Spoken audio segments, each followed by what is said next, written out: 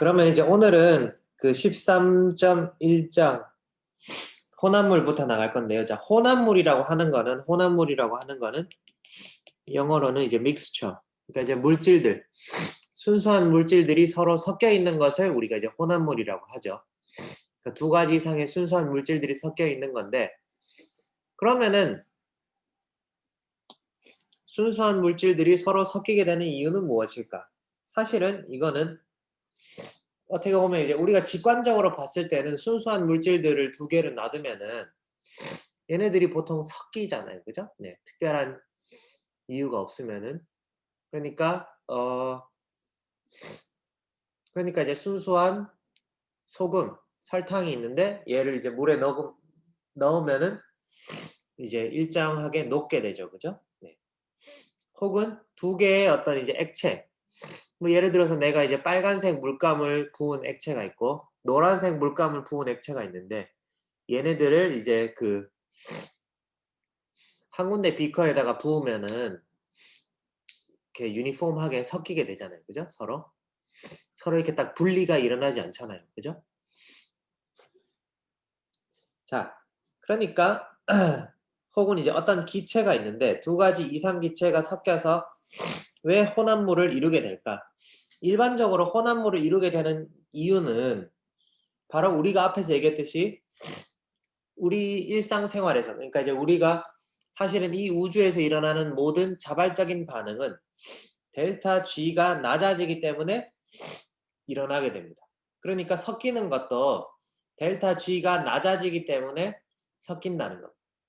자, 그러면 델타 G가 낮아진다는 게 어떤 의미를 가지는지 한번 보면은 두 개의 입자들이, 그러니까 내가 여기에다가 일단 처음에 칸막이를 이렇게 치고 N2 분자들이 이렇게 있고 질소가 있고 이렇게 이제 O2가 있으면은 처음에 이렇게 이제 칸막이가 있으면은 서로 따로따로 놀고 있죠. 그죠? 따로따로 놀고 있는데 이 칸막이를 지워버리면은 어떻게 되죠? 이제는 O2와 N2가 서로 이렇게 이제 섞이게 되죠. 그죠? N2와 O2가 공간상에서 서로 구분 없이 섞이게 됩니다. 그죠? 그리고 이렇게 섞인 상황에서 얘네들이 자동적으로 예를 들어서 요렇게 이제 요렇게 이제 N2와 O2가 이렇게 마구 섞여 있다고 해봅시다. 이렇게 마구 섞여 있는 상황에서 자발적으로 얘네들이 이렇게 이제 N2와 O2가 한쪽에는 N2, 한쪽에는 O2가 이렇게 이제 모여 있는 이런 상황이 생길 거냐? 이런 상황은 생기지 않는다는 거죠. 자발적으로. 왜냐? 우리가 이제 확률적으로 생각을 해보면은 내가 이제 빨간 공, 파란 공이 서로 이렇게 이제 섞여 있는데 이거를 이제 여러분들이 이제 한번 상상을 해보세요. 이렇게 이제 내가 상자 속에 빨간색 공이랑 파란색 공을 집어넣었어요. 그러면 상자를 내가 막 흔들었을 때 왼쪽에는 빨간 공 10개가 모여있고 오른쪽에는 파란 공만 10개가 모여있는 이런 상황. 이런 상황이 확률적으로 어떻게 가능할까요? 우리가 이제 하나씩 공을 집어넣는다. 분자를 집어넣는다고 생각을 하면은 자, N2가 하나씩 공을 집어넣는다고 우리가 일단 생각을 해봅시다. 그러면은 얘네 왜 이래?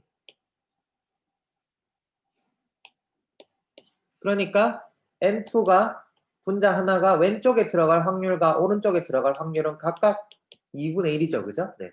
그러면은 얘가 처음에 거가 이제 왼쪽에 들어갔다라고 해봅시다. 그럼 2분의 1의 확률로 왼쪽에 들어가요.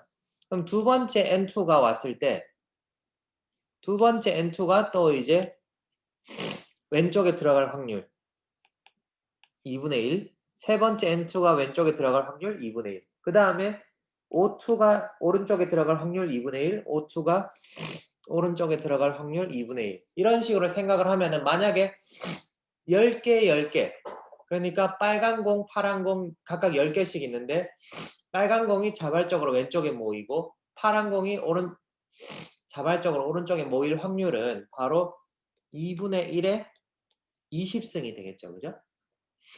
그러니까 확률적으로 무지하게 낮은 케이스가 되는 겁니다. 하지만 빨간 공과 파란 공이 서로 섞여 있는 경우는, 그죠? 이렇게 섞여 있는 경우에 대한 확률은 매우 높죠. 그죠? 네.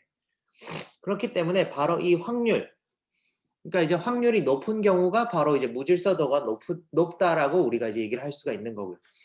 확률이 낮은 케이스가 바로 이제 무질서도가 낮은 케이스가 됩니다. 즉, 무질서도, 엔트로피 때문에 이제 두 개의 어떤 순수한 물질이 있을 때 얘네들이 섞이는 걸 좋아하지 이렇게 분리되는 걸 선호하지 않는다는 것을 우리가 이제 이해를 할 수가 있다는 거예요. 그러니까 확률적으로 무질서한 상태로 갈 확률이 높기 때문에 확률적으로 무질서한 상태로 갈 확률이 높기 때문에 엔트로피가 증가하게 되고 엔트로피가 증가함으로써 델타 G가 낮아져서 그래서 순수한 물질들이 따로따로 있기보다는 서로 섞이는 것을 선호한다. 이렇게 얘기를 할 수가 있습니다. 그러니까 여기 이제 지금 제가 방금 설명한 내용이 뒤에 나올 텐데요. 이제 입자들이 서로 항상 무질서하게 움직이고 있단 말이에요.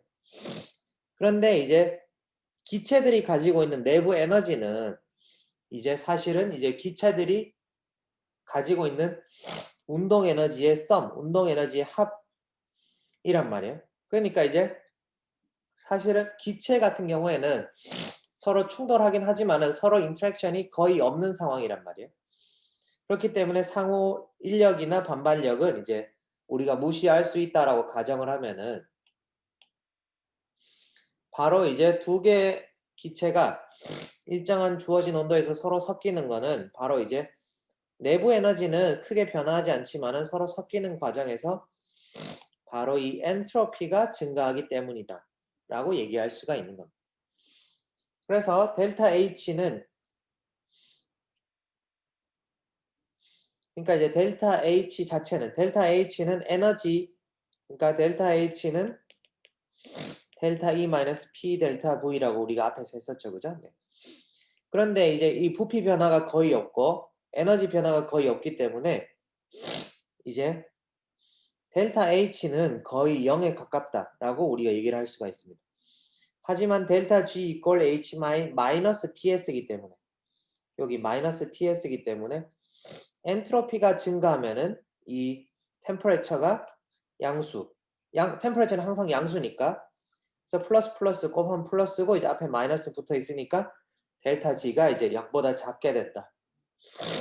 깁스 에너지가 이제 감소를 하게 된다는 거죠. 그러니까 즉 섞일 때에는 엔트로피가 증가하기 때문에 총체적으로 깁스 에너지 감소가 일어나게 되고 그래서 이제 이상기체의 섞임은 자발적으로 일어나게 됩니다. 그러니까 순수한 물질들이 자발적으로 서로 섞이는 이유는 이렇게 섞였을 때 엔트로피가 증가하기 때문이다 라고 우리가 이해를 할 수가 있고요. 그 다음에 용질과 용매가 섞여서 균일한 혼합물인 용액을 이루는 경우 자 이때에도 이제 액체와 액체의 경우에는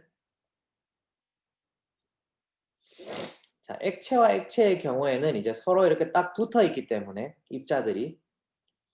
액체의 경우에는 입자들이 이렇게 이제 서로 붙어서 존재하기 때문에 이제 상호작용이 이제 서로 다 차이가 날 수 있습니다. A와 B가 이렇게 이제 차이가 날 수가 있는데요. 네.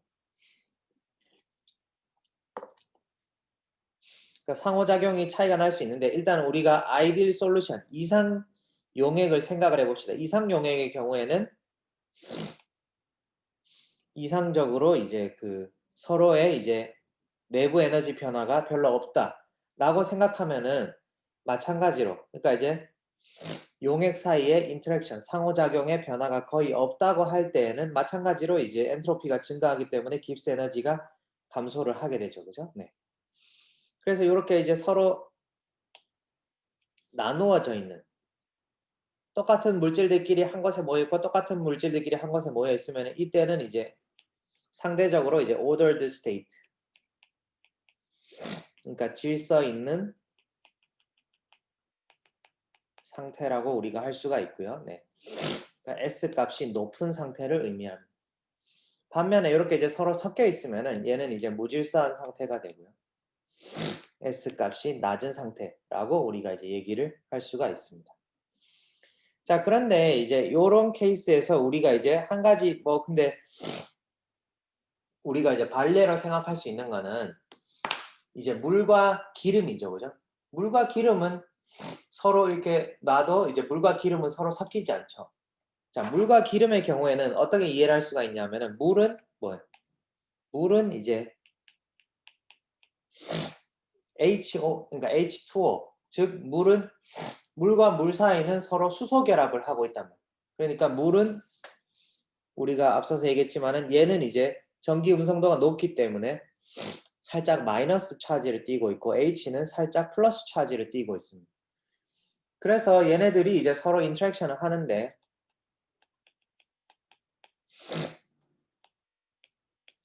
델타 플러스 이렇게 이제 마이너스 이렇게 마이너스 플러스 그러니까 서로 다른 극끼리는 당기고 같은 극끼리는 서로 밀게 되잖아요. 그죠? 이제 이런 인터랙션을 가지고 있습니다. 이런 인터랙션을 가지고 있는데 근데 이제 기름 같은 경우에는 우리가 보통 얘기하는 기름은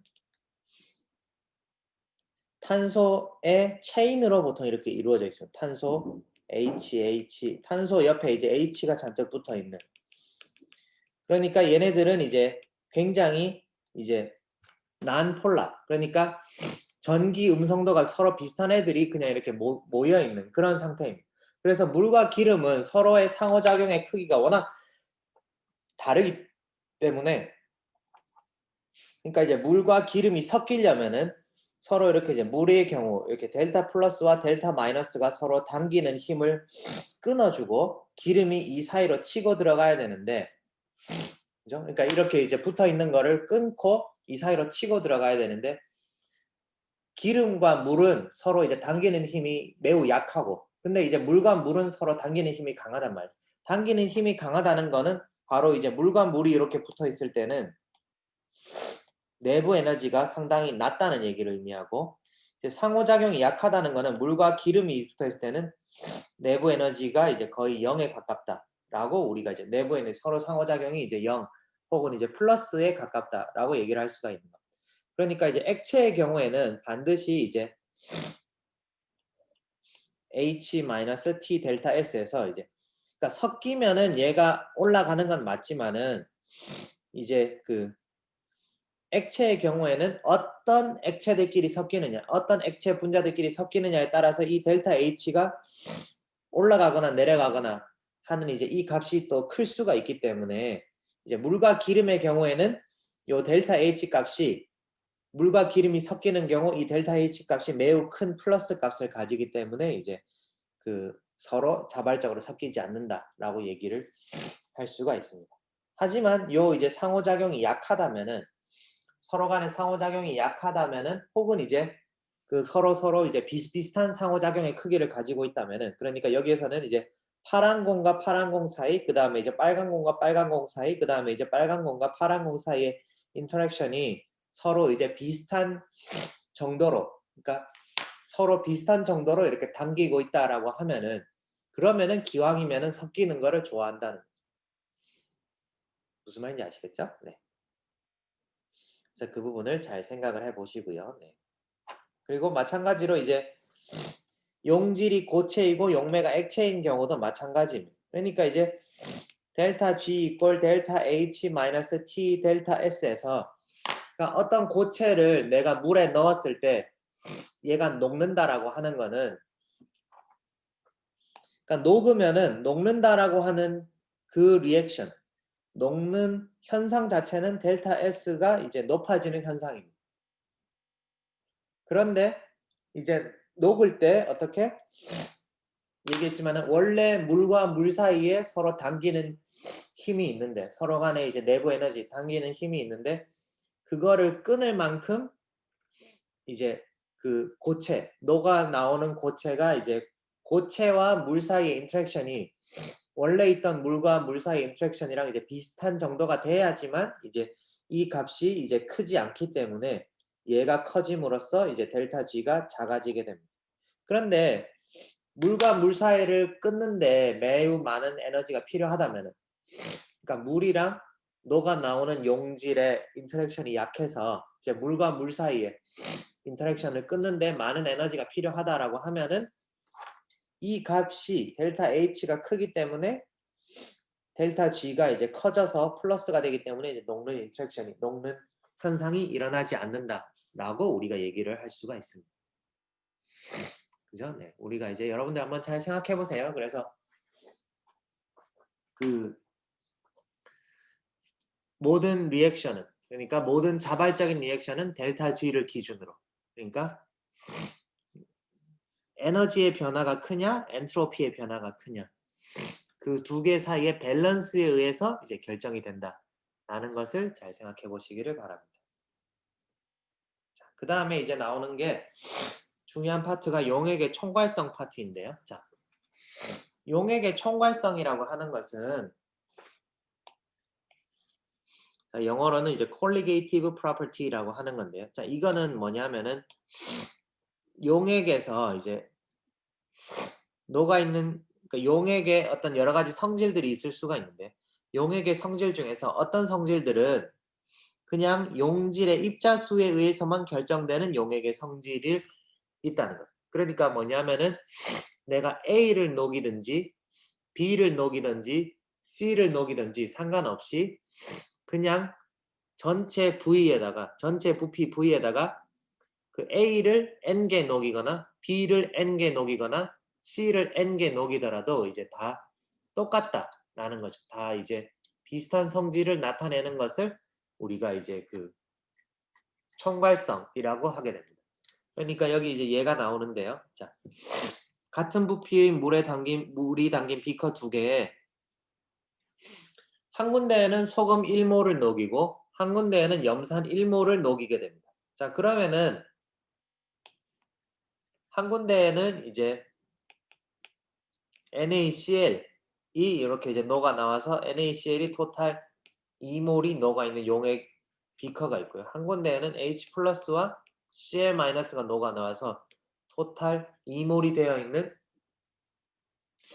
비커가 있습니다. 그럼 얘네들은 사실 녹아 있는 이온은 서로 다르지만, 그죠? Na 플러스와 H 플러스로 서로 녹아 있는 이온은 다르지만 안에 녹아 있는 입자들의 개수가 똑같기 때문에, 용질의 개수가 똑같기 때문에 그 서로 이제 비슷한 성질을 개수에만 비례하는, 개수에만 의존하는 어떤 성질들이 있다는 거죠. 그런 성질들을 다 모아서 우리가 일반적으로 이제 총괄성이라고 하고요. 총괄성. 근데 이제 거기에 대표적인 예가 바로 삼투압, 끓는 점 오름, 어는 점 내림, 그 다음 증기압 내림이 있습니다. 그리고 이러한 총괄성을 이용을 하면은 용질의 몰질량, 그러니까 용질이 몇 몰 녹아 있는지를 우리가 측정하는데 매우 유용하게 사용할 수 있다라는 것입니다. 자, 그러면은 총괄성의 내용을 일단 하나씩 살펴봅시다. 자, 삼투압. 삼투압은 이제 영어로 이제 오스모시스라고 하는데요. 자, 여러분들 그 삼투라는 용어를 어디서 들어보셨어요? 삼투압. 요즘에는 잘 안 쓰나? 어쨌든 삼투압이라고 하는 거는 원래 이제 그러니까 예전에 이제 그 정수기에서 뭐 삼투압 정수기 이런 거가 많았었거든요. 자, 삼투압이라고 하는 거는 우리가 여기 이제 요런 이제 U자형 그 시험관을 만들어 놓고 가운데 반투막을 설치했다고 해봅시다. 그러면은 요 반투막을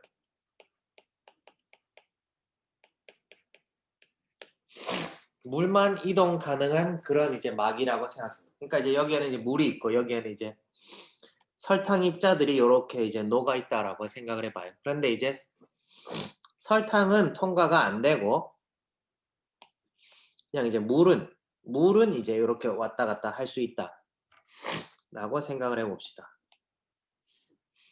자, 요런 케이스라고 하면은 자, 이때 물이 어떻게 농도가 묽은 쪽에서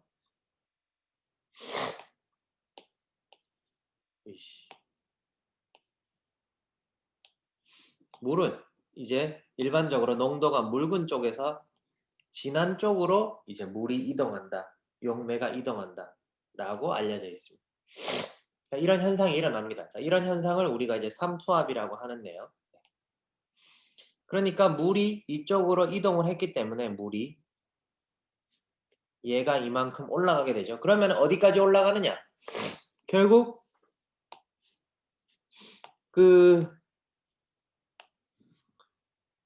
얘가 올라가다 보면은 이만큼의 무게만큼, 그러니까 여기에 이제 물 무게가 있겠죠. 여기에 해당하는 물 무게 M이라고 하면은 요 M만큼, 그러니까 이제 무한정 올라가는 게 아니라 요 무게가 어느 정도 올라가면은 다시 이제 여기에서 물을 이쪽으로 보내려고 하는 압력이 우측에 작용을 하겠죠. 그죠? 이제 압력이 이쪽이 오른쪽이 더 높단 말이에요.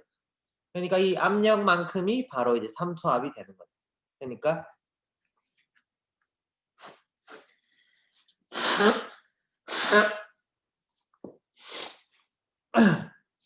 여기에 이제 이만큼 물이 올라오게 되면, 물기둥이 올라오게 되면 이 물기둥의 무게를 만큼 이제 버티는, 그러니까 무게랑 얘가 이쪽으로 가려는 경향성이랑 이제 둘이 이제 똑같아질 때 딱 거기에서 이제 멈추게 되겠죠. 그죠?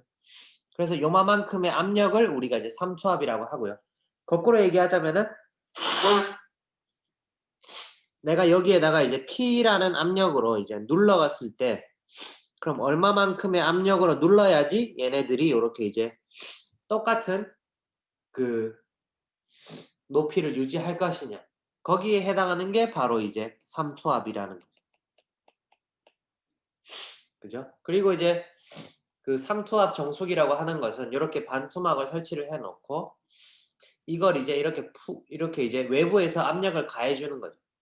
그러니까 뭔가 섞여 있는 솔루션이 있고, 뭔가 섞여 있는 솔루션인데 이제 여기에 섞여 있는 애들은 이제 반투막, 잘 만들어진 반투막의 경우 이제 물 분자보다 큰 것들이 이제 걸러지는 그런 막이라고 생각을 하면은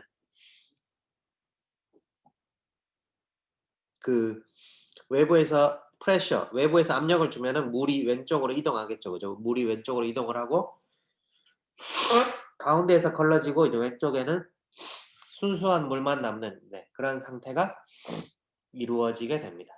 그래서 이것이 이제 삼투압 현상이고요. 그래서 그러니까 이제 결국에는 화학 포텐셜 때문이다 라고 얘기를 할 수 있는, 그러니까 화학 포텐셜 때문이라고 하는 것은 우리가 여기 이제 가운데 막이 있을 때, 가운데 막이 있을 때 이 막을 이제 물 분자가 막 때리는 거죠. 물 분자가 막 때리는데, 그러니까 물 분자가 이제 막에 이렇게 도달을 하게 되는데, 당연히 왼쪽은 순수한 물이 더 많으니까 이제 물 분자가 막에 도달하는 확률이 더 높고, 오른쪽은 이제 물과 더불어서 다른 어떤 용질들이 같이 녹아 있기 때문에 상대적으로 이제 물이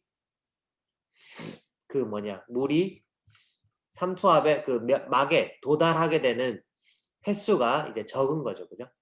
그래서 이제 왼쪽에서 당연히 이제 그냥 처음에는 왼쪽에서 오른쪽으로 물 분자가 넘어갈 확률이 오른쪽에서 왼쪽으로 넘어올 확률보다 높게 됩니다.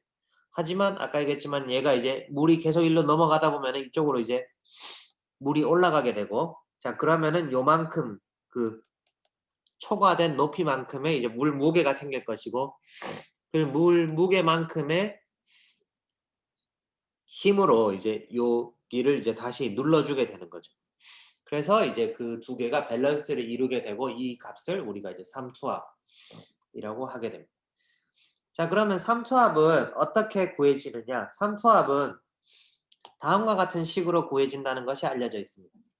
삼투압은 일반적으로 이제 파이라고 이제 기호로 관습적으로 쓰게 되고요. 파이. 자, 그래서 파이는 여기에서 이제 I 곱하기 V분의 N 곱하기 RT라고 보통 써집니다. 자, V분의 RT는, 자, V분의 N은, 얘는 이제 V는 부피고, 위에 N은 몰수잖아요. 그죠? 몰수. 그렇기 때문에 몰수를 부피로 나누면은 요 캐피털 M, 얘는 이제 몰 농도가 되겠죠. 그죠? 몰 농도가 되고. 그러니까 I 곱하기 몰롱도 곱하기 RT 기체 상수 곱하기 온도를 하게 되면은 여기에 이제 얘가 이제 압력의 단위가 나온다라고 하는 것이죠. 이때 요 I는 이제 입자가 몇 개로 쪼개지느냐. 무슨 말이냐면은 자 NaCl 같은 경우에는 물에 녹으면은 Na 플러스 Cl 마이너스 두 개로 쪼개지죠. 그죠? 그러니까 이제 한 개가 두 개로 쪼개지는데 설탕 같은 경우에는 설탕 분자 같은 경우에는 쪼개지지 않기 때문에 이제 I가 1이 되는 겁니다. 이 경우에는 I가 2가 되는 거고요. 그러니까 이제 한 개가 물에 녹았을 때 몇 개로 쪼개지느냐를 바로 이제 I로 표시를 하게 됩니다. 자, 그러면은 우리가 이제 예제를 한번 풀어볼게요. 네. 자, 25도씨에서 반투막을 사이에 두고 순수한 용매인 물과 0.1몰의 설탕물이 분리가 되어 있다. 그러니까 우리가 앞에서 본 요 그림처럼 요런 세팅에서 여기에 이제 0.1몰의 설탕물이 있다라고 우리가 이제 생각을 해봅시다. 자, 그러면은 설탕의 경우에는 I는 1이 됩니다. 설탕의 경우 I는 1이 되고요.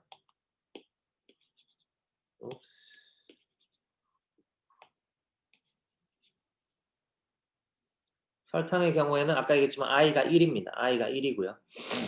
자, I가 1이기 때문에 파이는 I는 1이니까 MRT라고 쓸 수가 있고요. 그러면은 M은 몰농도니까 우리 그냥 이제 여기에서 0.1몰 써주고 그 다음에 기체 상수 곱하기 T 절대온도 여기 이제 절대온도죠. 그죠? 절대온도 이거를 하면은 얘네들을 이제 숫자를 넣어서 계산을 해주면은 약 2.4기압이 나온다는 것을 우리가 알 수가 있습니다.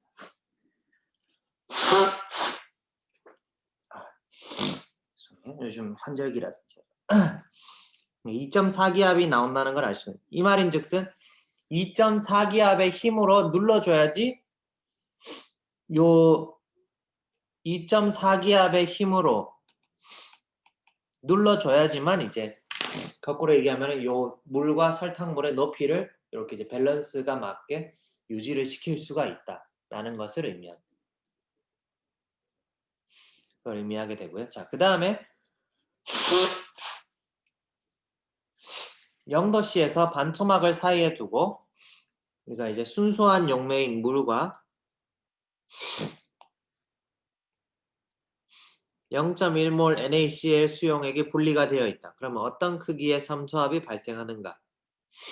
네, 생각해 봅시다. 그러면은 자, NaCl의 경우 이제 I는 2고, 그죠? I는 2고, I가 2인 이유는 NaCl이 Na 플러스랑 Cl 마이너스로 분리가 되니까 두 개로 분리되니까 I가 2라고 했습니다. 그러니까 이제 I가 2니까 2mRT가 되고요.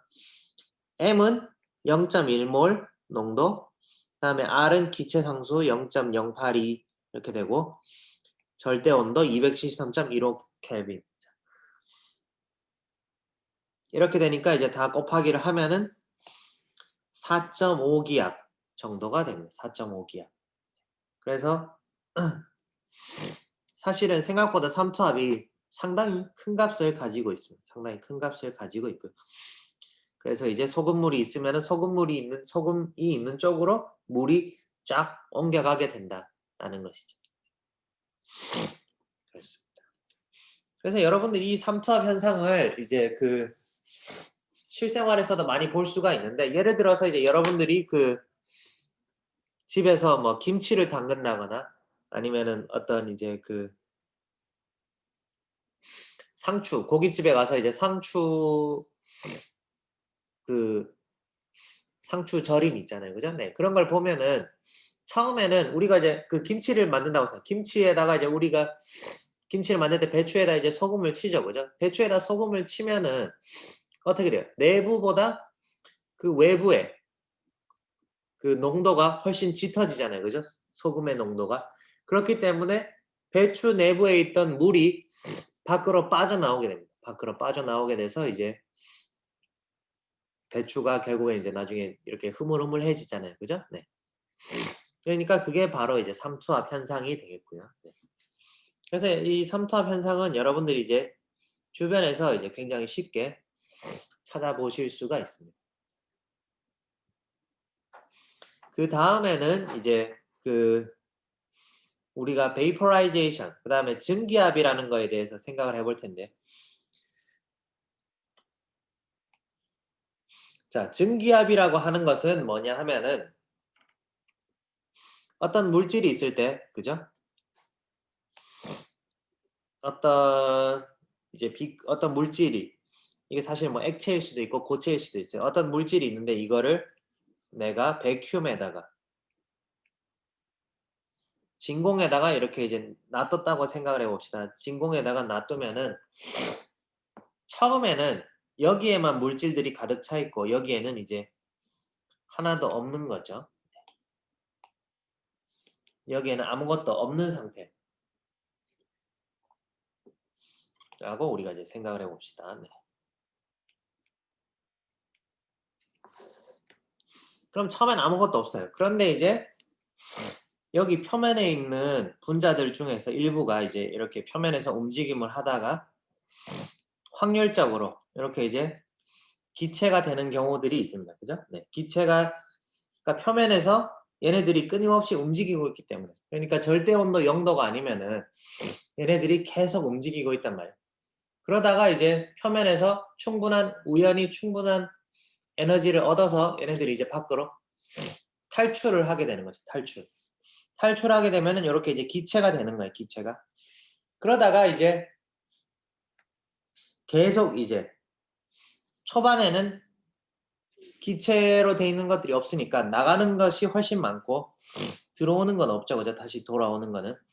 그래서 이렇게 이제 막 나가다가 어느 순간이 되면은 이제 여기에서처럼 이제 그 기체가 이제 충분히 많아지면은 기체로 되어 있는 분자들의 개수가 충분히 많아지면 이제 이 중에서 일부는 다시 이제 여기 액체로 돌아오게 됩니다. 그죠?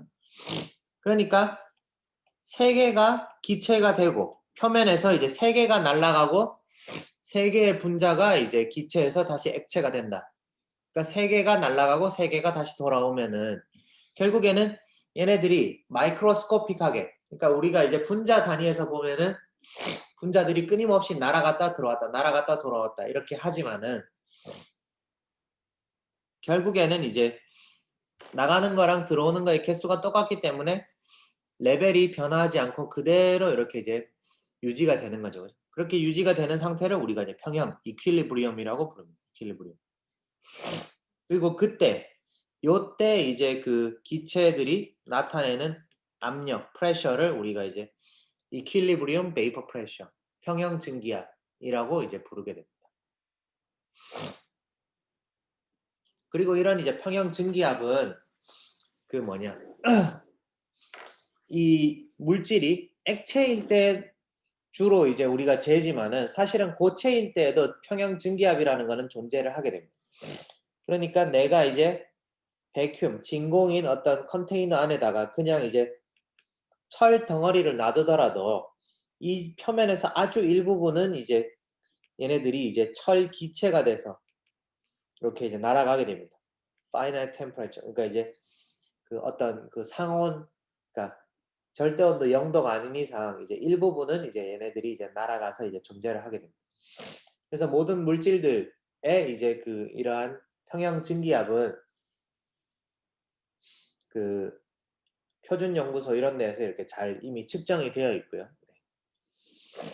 그런데 우리가 이제 순수한 물질에다가 순수한 용액에다가 어떤 용질을 첨가하게 되면은 순수한 물질에다 어떤 용질을 첨가하게 되면은 그러니까 원래 이렇게 이제 그 액체가 있었는데 그죠? 액체가 있었는데 만약에 여기에 이제 어떤 용질들이 이렇게 이제 녹아 있다라고 해봅시다. 중간중간에. 원래 없던 용질들이 이렇게 이제 녹아 있게 되면은 얘네들이 표면에서 이렇게 이제 날아갈 수 있는 확률이 줄어들게 되겠죠. 그죠? 네. 그래서 이런 그래서 그러니까 표면에서 증기가 되는 확률을 떨어뜨리게 되고 이제 다른 용질이 녹아 있으면은 그래서 이러한 현상 때문에 이제 증기압 내림이라는 결과적으로는 이제 증기압이 내려가는 그런 효과를 우리가 이제 볼 수가 있게 됩니다. Vapor Pressure Lowering이라고 하는데요. 그러니까 증기압 내림 현상이 일어나게 되고 이거를 이제 다른 말로는 이제 라울이라는 사람이 예전에 발견을 했다 그래서 라울의 법칙이라고 부릅니다. 자, 그러면은 증기압이 순수할 때에 비해서 순수한 액체가 있을 때에 비해서 뭔가가 들어갔을 때 얼마나 변하는가를 라울이 재봤더니 이제 바로 이런 식으로 P 이퀄 P0 곱하기 X P not 곱하기 이제 X 용매라고 되어 있는 거죠. 자, 이건 이제 P0는 순수한 상태에서의 증기압을 의미합니다. 그런데 여기 왼쪽에 있는 P는 용액 상태의 증기압을 의미를 하게 되고요. 그 다음에 오른쪽 X 용매는 용매의 몰 분율에 해당하게 됩니다. 그러니까 몰 분율이라고 하는 거는 여러분들이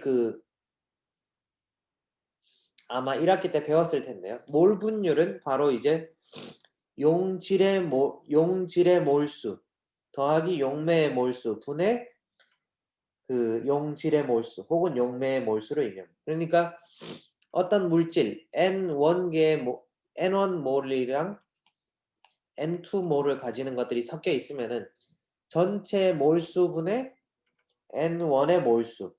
그러니까 분율이잖아요. 그죠? 분율. fraction.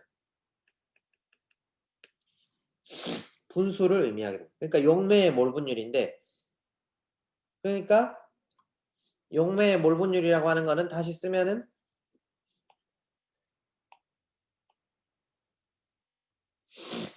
용매의 몰 분율이라고 하는 거는 용액의 몰수분의 용매의 몰수가 되는 거죠. 그죠? 그러니까 용액의 몰수는 뭐예요? 용액의 몰수는 용질, 녹는 물질의 몰수 더하기 용매. 그러니까 물이라고 치면 물의 몰수가 되는 거죠. 그러니까 물과 녹아 있는 거의 몰수 더하기 그거 분의 이제 그냥 물의 몰수가 바로 이제 용매의 몰 분율이 되는 겁니다. 그죠? 그래서 용액의 증기압은 이상용의 경우 이제 용매의 양, 용매의 몰 분율에 비례한다라는 것이 바로 이제 라울의 법칙입니다. 그래서 용질과 용매의 몰 분율을 두 개를 더하면은 1이 되고요. 그죠? 이건 당연한 거죠. 네. 1이 되는 거고요. 그래서 결국에는 용질의 몰 분율을 내가 이제 X 용질이라고 하면은 아까 이제 증기압이 내려가는 거는 우리가 델타 P는 P0 빼기 P인데 P는 이렇게 써지는 거죠. 그죠? 그러니까 이제 앞에서 P는 P0 곱하기 X 용매라고 했는데 요 식에 따르면은 X 용매는 1 빼기 X 용질이 되잖아요. 그죠? 네. 그렇기 때문에 여기가 1 빼기 X 용질이 되고 그래서 이 식을 정리를 하면은 결국에는 델타 P 내려가는 양은 평형 증기압에다가 곱하기 용질의 몰 분율이 되겠습니다. 그죠? 그래서 이제 이만큼 내려가게 된다라는 것입니다. 그래서 우리가 이제 그 예시를 한번 보면은 35도에서 물의 증기압 그냥 이때 물의 증기압이 순수한 물의 증기압이 43.4 밀리미터 Hg이다. 그러니까 그 밀리미터 Hg는 이제 그 압력의 기호죠. 그죠? 압력의 기호, 압력의 단위. 자, 그러면은 0.1몰의 NaCl 수용액의 증기압을 구해보자. 그러면은 이제 우선 몰 분율을 구해야 되겠죠. 그죠? 몰 분율. 그러니까 0.1몰의 NaCl이라는 거는 즉 1리터에 0.1몰의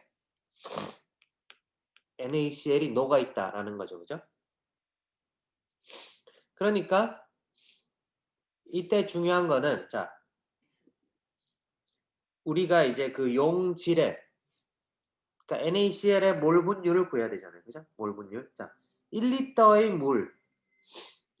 물의 이제 몰수는 어떻게 될까요? 1리터의 물은 우리가 어떻게 되죠? 1kg인 걸 알고 있죠. 그죠? 1kg은 1000g인데 물의 분자량이 얼마죠? 물의 분자량이 18이잖아요. 그죠? 18g. 1몰당 18g이니까 결국에는 1000을 18로 나눠주면은 1리터는 55.6몰이 된다라는 것을 우리가 계산할 수가 있습니다. 그러니까 물 1리터가 있으면 이 안에 55.6몰의 물이 있다는 거고요. 그런데 거기에다가 이제 0.1몰의 NaCl을 녹였다는 거잖아요. 그죠? 그런데 NaCl은 물에 들어가면은 한 개가 두 개로 쪼개지니까 결국에는 NaCl의 몰수는 NaCl의 몰수는 0.2가 되고요. 그러니까 H2O 물의 몰수는 55.6이 되는 거죠. 그러니까 이제 NaCl이 몇 퍼센트 있느냐? 그 분율은 55.6 더하기 0.2분의 0.2가 되겠죠. 그죠? 요만큼 존재하는 거고 즉 0.0036 즉 퍼센트로 따지면은 0.36%가 있다는 거죠. 개수로 따지면 개수 퍼센트로 따지면 그래서 앞에서 증기압 내림 델타 P는 X 용질 곱하기 P 용매의 제로 그러니까 이제 평형 증기압이라고 했는데 그러면은 얘네들을 곱하면은 0.0036 곱하기 43.4mm Hg를 하면은 0.16mm Hg만큼의 이제 변화가 있다. 즉 이만큼 내려간다는 거죠. 0.16만큼. 그래서 여기에서 이제 빼기 0.16만큼 이제 내려간다는 거예요. 내려가고 나면은 이거 빼기 하면은 43.24지만은 우리가 이제 유효수자 맞춰주면은 43.2mm Hg가 되는 것을 알 수가 있습니다. 그죠? 네. 그래서 그 뭐 뒤에 잠깐 쉬었다 할 거지만은 뒤에도 나오겠지만 이제 삼투압에서는 뭐에 비례했죠? 삼투압에서는 얘가 MRT 그러니까 삼투압에서는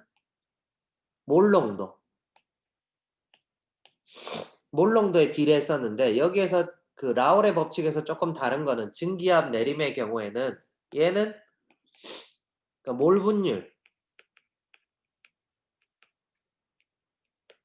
몰 분율에 비례한다는 걸 우리가 이제 알 수가 있죠. 그래서 네. 그런 차이가 있습니다. 그러면 우리가 이제 여기까지 하고 조금 쉬었다가 지금 4시 52분이니까 5시 2분 되면은 다시 시작하도록 하겠습니다. 그러면 13.2 어느 점 내림과 끓는 점 오름에 대해서 다시 한번 계속 진행할게요. 잠깐 쉬었다 갈게요. 네.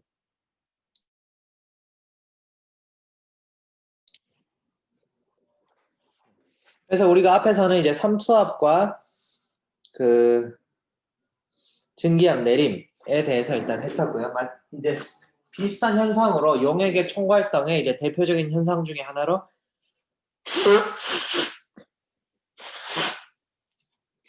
어는 점 내림과 끓는 점 오름이 있습니다. 네. 어는 점 내림과 끓는 점 오름은 자 우리가 어떤 순수한 물이 있을 때 그죠? 그냥 이제 물이 있다고 해봅시다.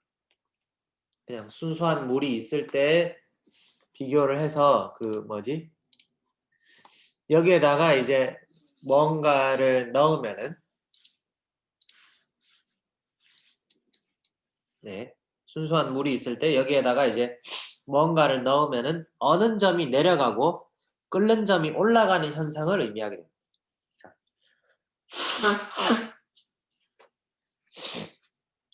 그래서 이제 이런 현상들도 여러분들이 이제 그 일상생활에서 많이 볼 수가 있는데요.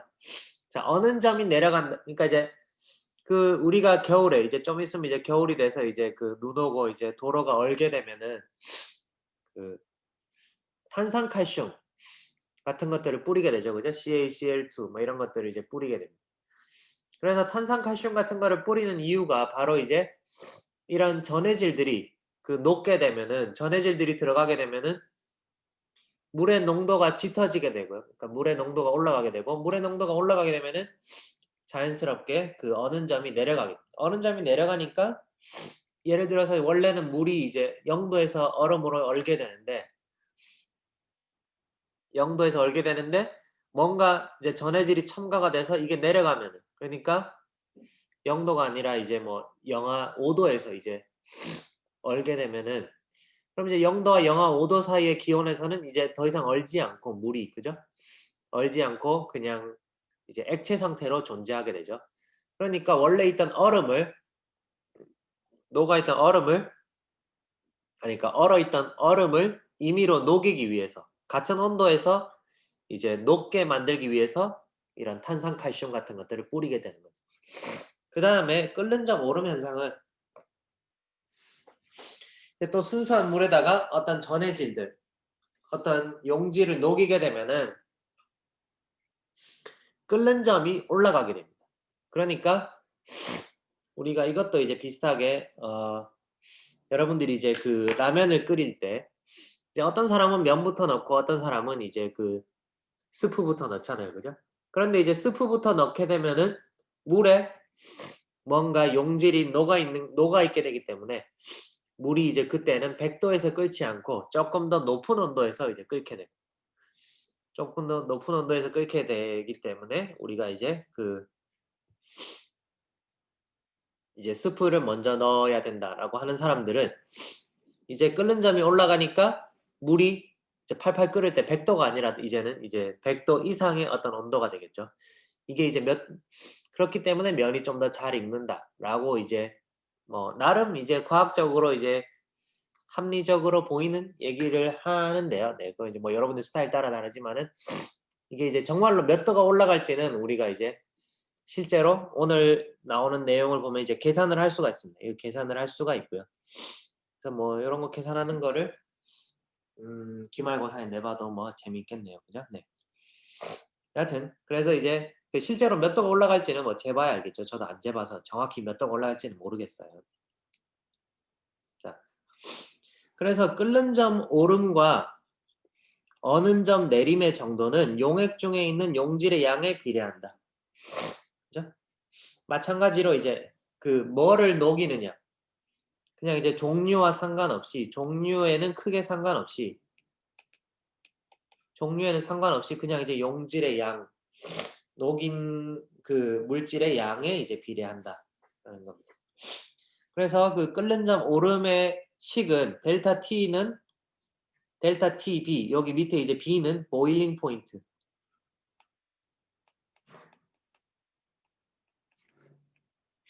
끓는 점으로 의미하고 여기 밑에 이제 아래 첨자 F는 이제 freezing 포인트. 어는 점을 의미합니다. 이 끓는 점 오름과 어는 점 내림은 이제 이런 식으로 나타나게 되는데 IKBM, IKFM. 자, 여기에서 이 I는 아까랑 마찬가지로 몇 개로 쪼개지느냐를 의미를 하게 되고요. 이 KB 값과 KF 값은 각각 끓는 점 오름 상수와 어는 점 내림 상수입니다. 그러니까 얘네들은 정해져 있다는 거죠. 여러분들이 이제 상수 테이블에서 이제 가져오면 된다.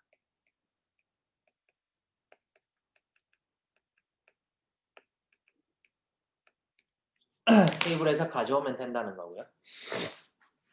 자, 그 다음에 뒤에 이제 M은 몰랄 농도를 의미합니다.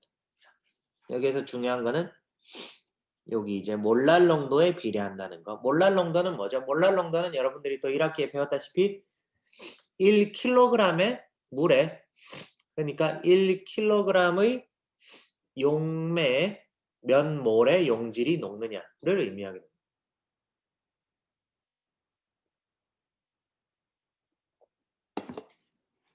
그러니까 이거는 앞에 했던 거랑도 또 좀 다르죠. 얘네들은 이제 몰랄 농도에 비례한다는 거.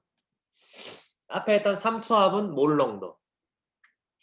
그 다음에 그 증기압 내림은 몰 분율. 그런데 이제 그 끓는 점 오름과 어는 점 내림은 몰랄 농도에 비례한다는 거.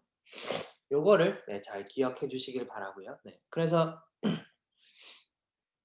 끓는 점 오름 상수와 어는 점 내림 상수는 네, 다음과 같이 주어져 있습니다. 다음과 같이. 네. 그래서 이제 뭐 네. 요렇게 이제 각 물질마다 이제 요 상수들은 이미 이제 사람들이 측정을 했어요. 자. 그러면은 자, 우리가 이제 1기압에서 물에 끓는 점은 이제 100도인데 여기에다가 소금을 녹이면은 끓는 점이 어떻게 변할지 한번 계산을 해 봅시다. 자. 그 0.1 몰랄 농도의 NaCl 수용액의 끓는 점을 구해보자. 자, 여기 위에서 봤듯이 끓는 점 오름 델타 TB 값은 I, KB, M으로 주어진다 그랬죠. 그럼 이제 KB 값이 우리가 물의 KB 값이 0.52잖아요. 그죠? 그러니까 여기다 이제 0.52를 집어넣고요. I는 2. 그 다음에 요 M, 몰랄 농도는 0.1 몰랄을 집어넣습니다. 자, 그럼 얘네들을 곱해주면은 0.1도씨가 되는 거고요. 그래서 이제 델타 TB는 0.1도씨만큼 오른다는 거죠. 올라간다. 그러니까 여기에서 이제 요 자체가 끓는 점 오름, 어는 점 내림이기 때문에 얘네들은 이제 변화하는 값의 절대값이라고 여러분들이 이제 보시면 되고요. 네. 그래서 이제 0.1몰의 NaCl 수용액의 끓는 점은 약 이제 100.1도씨에서 이제 끓게 된다. 네. 이렇게 얘기를 할 수가 있고요. 그 다음에 1기압에서 물에 어는 점은 0도이다. 1기압에서 물에 어는 점은 0도인데 여기에다가 우리가 이제 탄산칼슘을 뿌리면은 어떻게 될까 한번 계산해 봅시다. 자, 1몰랄 농도의 탄산칼슘 수용액이 되면은 어는 점이 어떻게 바뀌는지 구해보자. 자, 델타 TF는 IKF 곱하기 M. 자, I는 자 여기에서 I는 이제 3이 되죠. 3. 왜냐하면은 CaCl2니까 얘네들이 이제 물에 녹으면 Ca2 플러스 2Cl 마이너스 3개로 쪼개지기 때문에 I는 3이 되고요. 그 다음에 KF 값은 이제 1.86이 됩니다. 1.86. 네. 그 다음에 농도는 1몰랄, 1M. 자, 이렇게 되죠. 그래서 어는 점 내린 값을 구하면은 약 5.58도만큼 이제 온도가 내려간다. 라는 것을 우리가 알 수가 있습니다.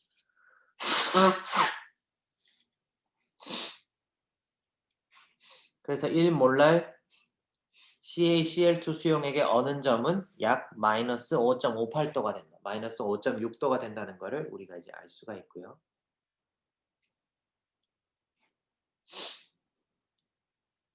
그래서 이런 식으로 우리가 이제 그 순수한 물에 뭘 넣었을 때 얘가 이 용액이 몇 도에서 끓을 것인가.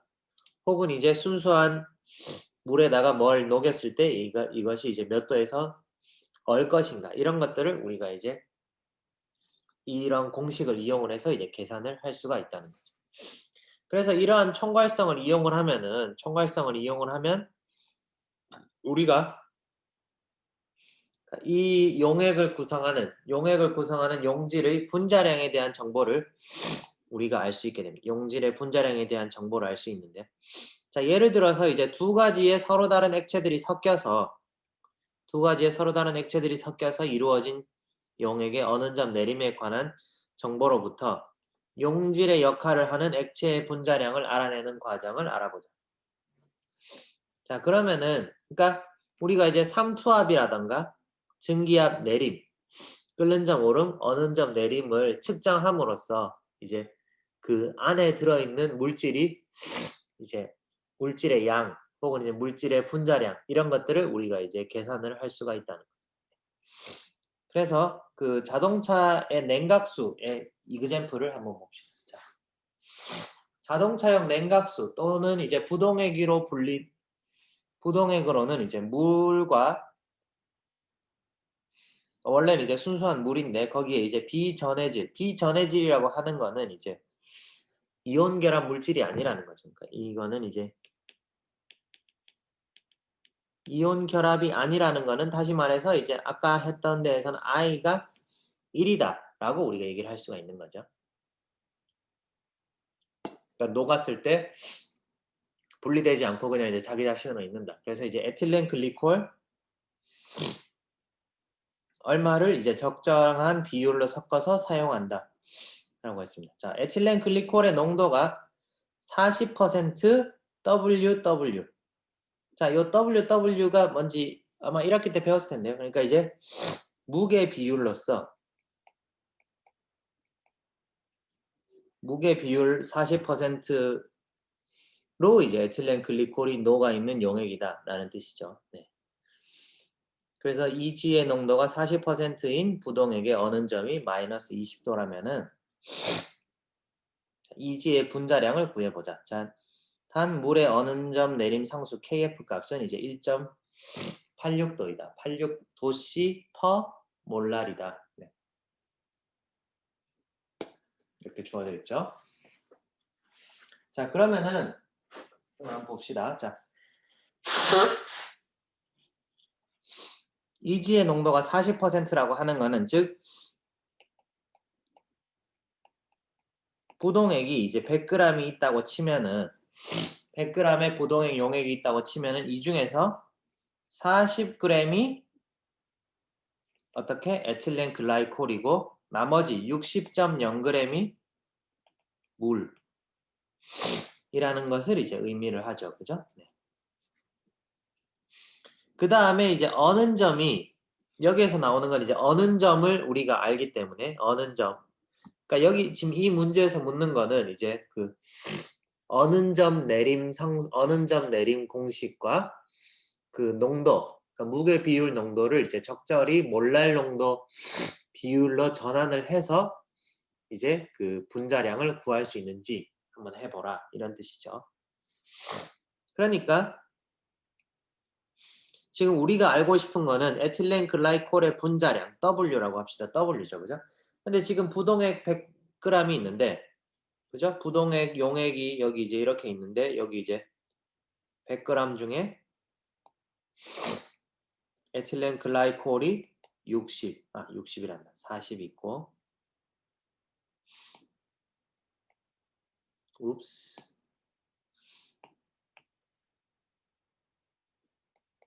40g이 있고 물이 60g 있는 상황이잖아요. 그죠?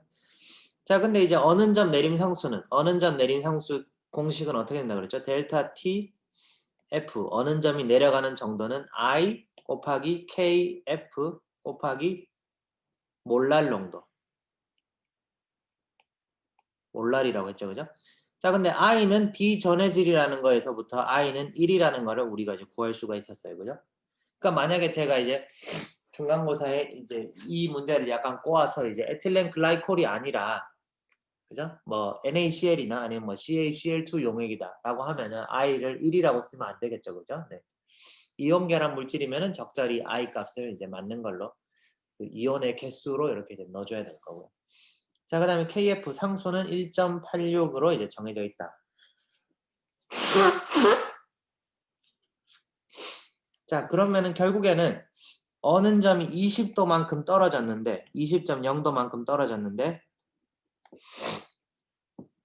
상수가 1.86도씨 퍼 몰랄이니까 이 에틸렌 글라이콜은 이제 X 몰랄이 있다고 치면은 X만큼 있다고 치면 자 X는 어떻게? X는 20을 1.86으로 나눠주면은 이만큼의 이제 몰랄 농도가 있다는 거죠, 그죠? 네. 그래서 20을 1.86으로 나눠주면은 얼마가 되냐 하면은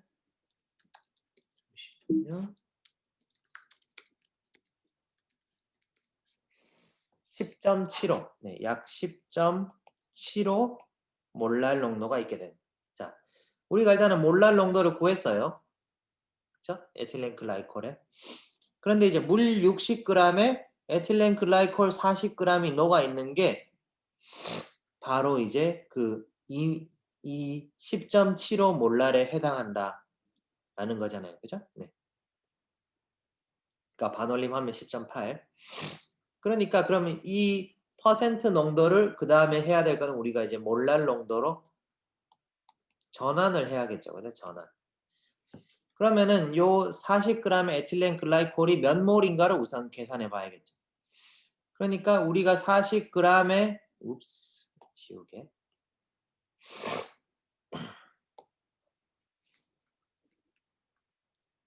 40g의 에틸렌 글라이콜이 있는데 이거의 분자량을 우리가 이제 W라고 합시다. W만큼의 이제 분자량을 가지고 있다고 하면은 결국 이만큼의 이제 요게 이제 분자량이라고 하면은 요게 이제 몰수가 되겠죠. 그죠? 에틸렌 글라이콜의 몰수.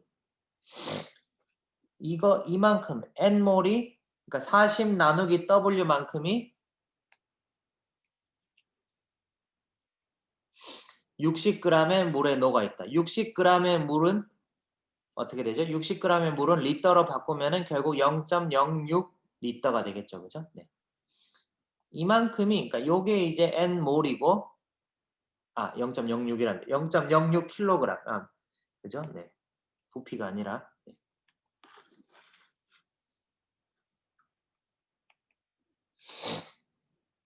그러니까 요게 이제 X몰만큼 되고 0.06 킬로그램. 요거를 이제 계산하면은 결국에는 1000분의 60분의 W분의 40g.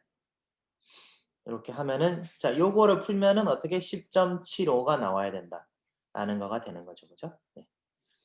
그래서 요 이제 풀이를 이제 뒤에 이제 결국에는 요건 이제 요 이제 분수 계산은 여러분들이 쉽게 할 수 있죠. 그러니까 이 문제에서 물어보는 거는 첫 번째로 요런 이제 무게 비율이 있을 때 무게 비율 예를 들어 100g이 있다 그러면 40%라고 하는 거는 용질이 40%, 용매가 60% 있다.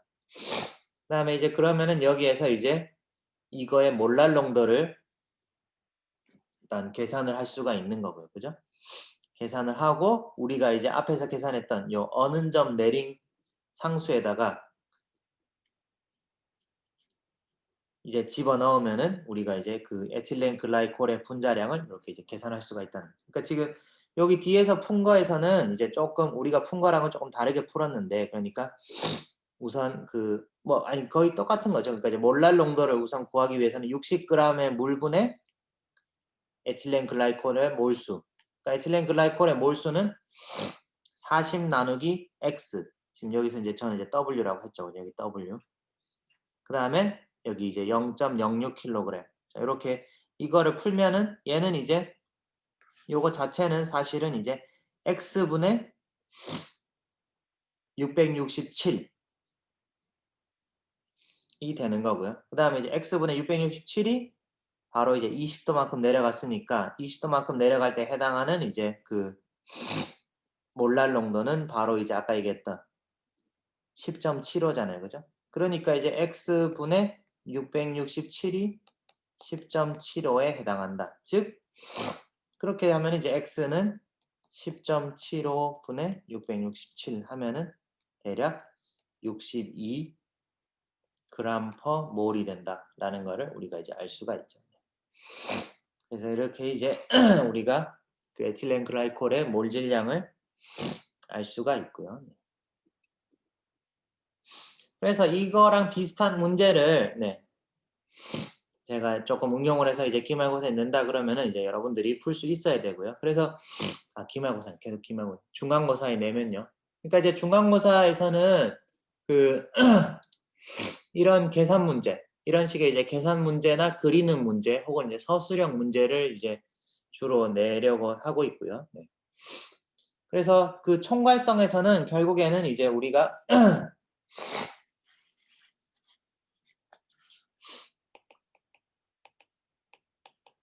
총괄성에서 우리가 이제 용액의 총괄성에서 지금 이제 정리를 하자면은 지금 오늘 한 내용을 한번 이제 정리를 해보면은 용액의 첨가성은 첫 번째로 이제 우리가 네 가지 성질을 얘기를 했어요. 네 가지 성질을. 삼투압, 두 번째 나왔던 게 이제 증기압, 내림. 세 번째 나온 게 어는 점 내림.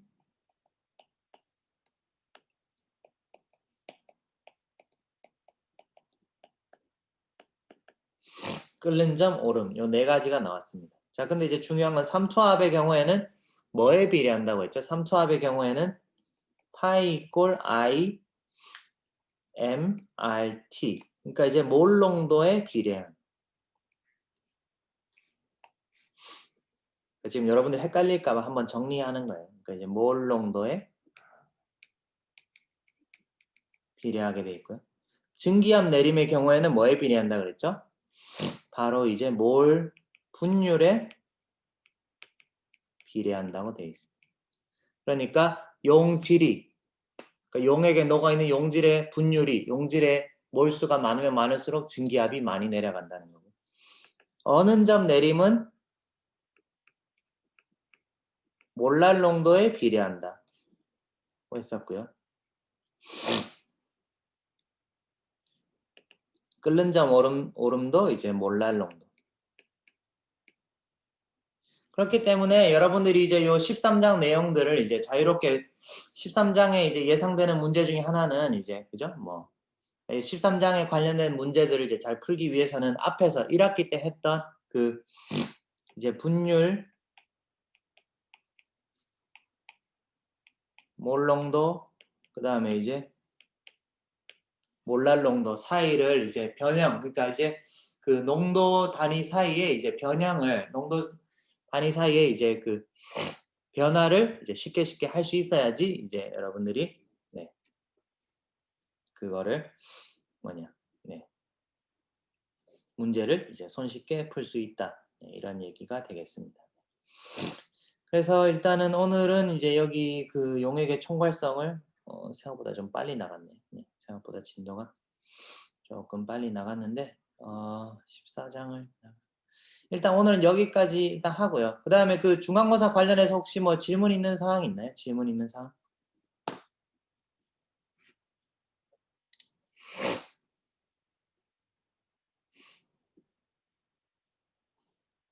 없나요? 그래 다시 한번 마지막으로 확인할게요. 그러니까 그 일단 10월 28일 날 그 여러분들이 이제 그 캠퍼스에 오셔가지고 그 이제 대면 시험 보는 거는 괜찮은 거죠? 네. 특별한 사정이 뭐 자기가 이제 뭐 여러 가지 이제 건강상의 이유라든가 뭔가 문제가 있는 경우에는 저한테 이제 이루리로 알려주시고요. 네.